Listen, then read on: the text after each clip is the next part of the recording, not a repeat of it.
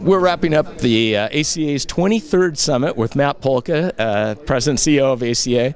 Matt, why don't you give us your impression of what we've seen the last couple days? Well, thanks, Ken. It's great to be here. This has been a great conference where our members, once again, come to Washington to tell their story. 23 years now and counting, and it's a real terrific opportunity for our members to be here. We heard so much yesterday from Capitol Hill, from industry, from our membership about their concerns, and really the overall message is we're here to tell Washington that we're small businesses that really matter and make a difference in their community. And what we need Washington to understand is that we're their partner, and we're willing to help them, but we also need them to understand the unique situation that we face as smaller businesses. So please don't overregulate us, because we're trying to help you get more broadband out to smaller markets and rural areas. Personally, I heard a number of stories yesterday. I was impressed with the stories we heard. Stories from Rocco Commisso as far as the cost of regulation that he's facing. It's so true. When we started the American Cable Association, which was known as the Small Cable Business Association, back in 1993, we came because Congress basically was re-regulating smaller independent businesses out of business. And today, when you fast forward to 2016, we're fighting the same battle. Whether it's the FCC's rulemaking over the set-top box matter, which some call ALVID, sort of cable card 2.0, or whether it's imposing enhanced transparency regulations with the Title II order, which could be very burdensome for smaller operators. Every regulation has a cost to it, and you can't just simply look at regulations in a vacuum, because when regulations are imposed, there will be a cost to it. That cost takes away from capital that we could use to deploy broadband.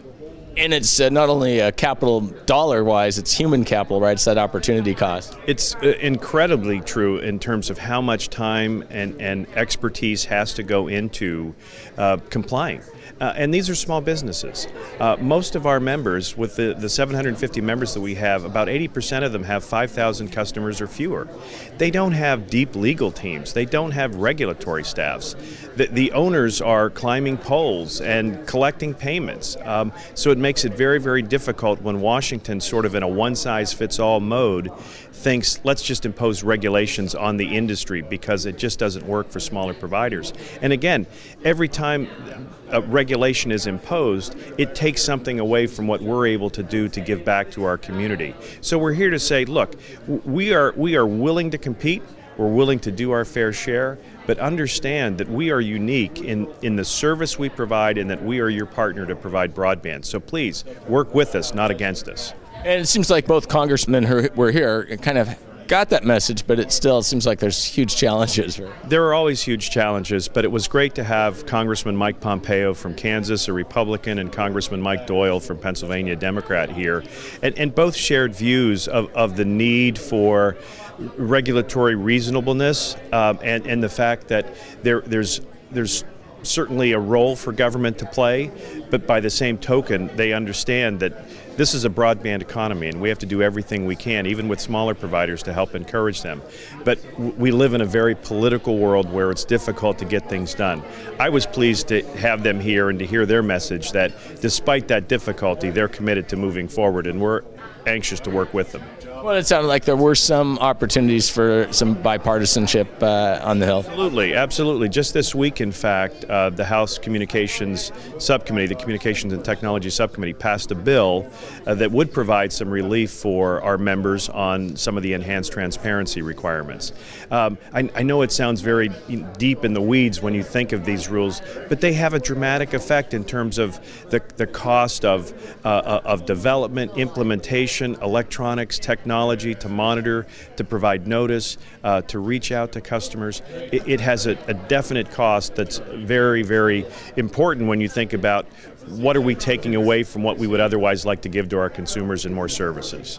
Well, and that's right. I mean, at the same time, there's as you go to this advertising that becomes very personal and to the phone or to the device, are your members going to be regulated in the same way that others who come from the internet world are? Absolutely, and that's part of the problem, which is just this notion that there's one problem that government needs to solve, typically because they have concerns over what larger providers have done or are doing.